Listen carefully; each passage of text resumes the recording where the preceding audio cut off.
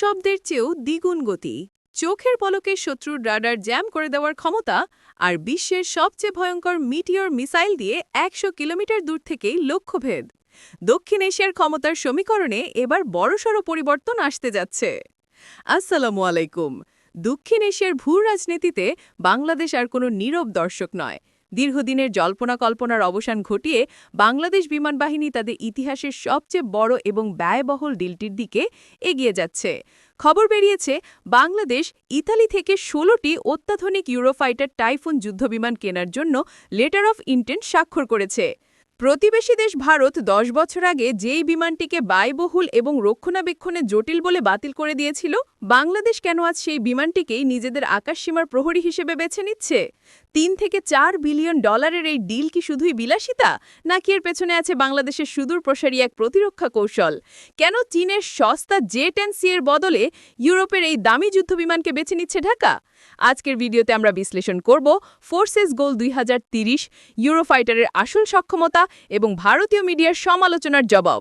শেষ পর্যন্ত দেখুন, কারণ আজকের পর্বটি আপনার চিন্তাধারা বদলে দেবে।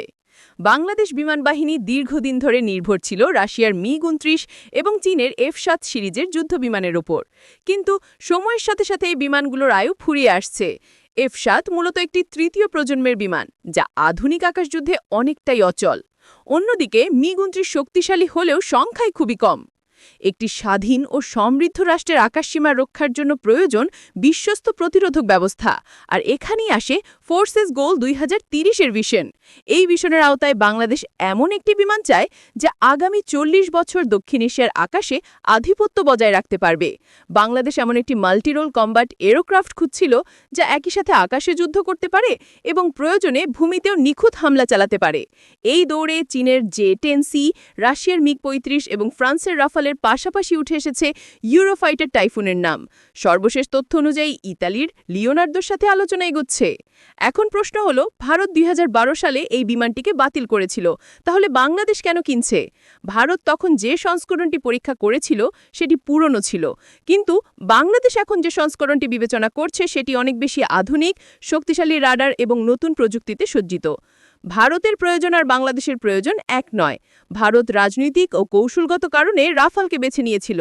এর মানে এই নয় যে টাইফুন খারাপ বিমান।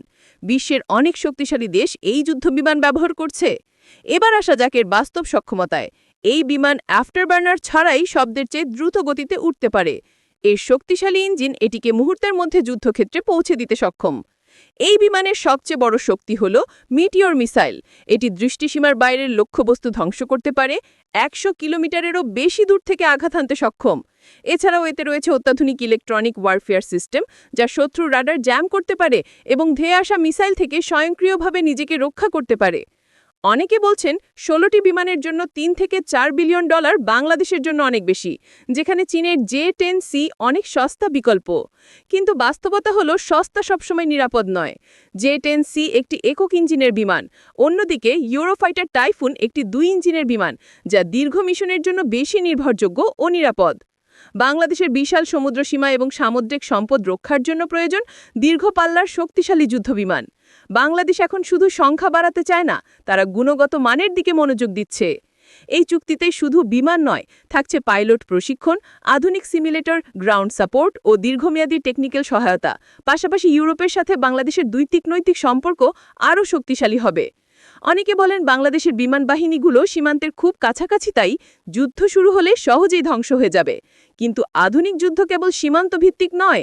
বাংলাদেশ এখন নতুন ঘাঁটি এবং ইনফ্রাস্ট্রাকচার তৈরি করছে, যাতে বিমান বাহিনী ছড়িয়ে ছিটিয়ে কাজ করতে পারে।